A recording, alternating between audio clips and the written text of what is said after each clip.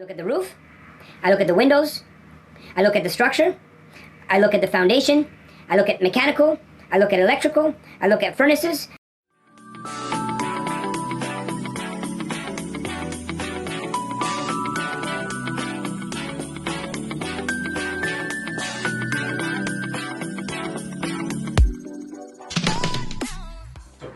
Alfonso, what do you look for during a walkthrough and what questions do you come with?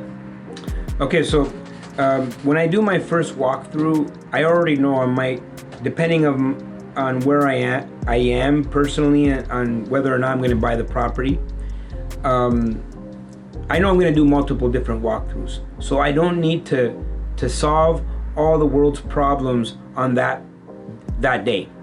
I look for high ticket items. Okay, I look at the roof, I look at the windows, I look at the structure, I look at the foundation, I look at mechanical, I look at electrical, I look at furnaces, I look at hot water tanks, I look at plumbing, I look at the high ticket items.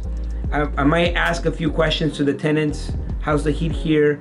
I'm going to walk through the building. I'm going to turn on all the water. Okay, because then that gives me an indicator of how the plumbing is in that building. If I turn on all the water, I flush the toilet, and I hear like that means that there's you're gonna have issues with some plumbing there. I turn on all the lights, see what kind of, like if things start to spark. I look at the fuse box, right? And so I'm gonna walk through the property.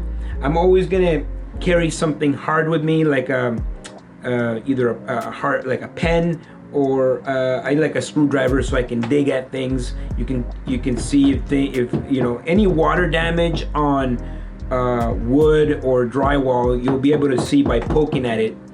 And I'm always poking at things to see if there's any water penetration. Anytime you have any water penetration is going to cost. So you want to make sure that there's no water issues, there's no mold, there's nothing rotten, rotten wood. Sometimes I'll take a screwdriver and I'll start poking at the window ledge, and the screwdriver just goes right in. Well, we know that has to be completely replaced. It is beyond the point of repair. I'll look at balconies, right? I'll look at balconies because that's also going to be an extra expense depending on the type of property it is. If I'm able on a walkthrough, remember, you asked me about a walkthrough, and a walkthrough is different than an inspection. My initial walkthrough is just me without the inspector, just poking around and getting an idea of what might come up in an inspection. And so I'm going to have a list of things already. I'm going to go across the street. If I can't get on the roof, rarely do I personally go on the roof, but I can go across the street and I can see, does it need new shingles? What's the condition of the roof? I can see on the top floors. I can start looking at the ceiling to see if there's any wet marks.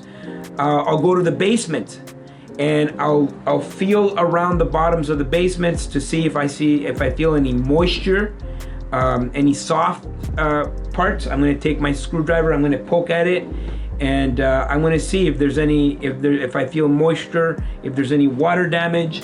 And so your initial walkthrough, you don't have to solve all the world's problems that day, but you should have a comprehensive idea of what you're going to expect during an inspection. And so that's how I do my walkthroughs.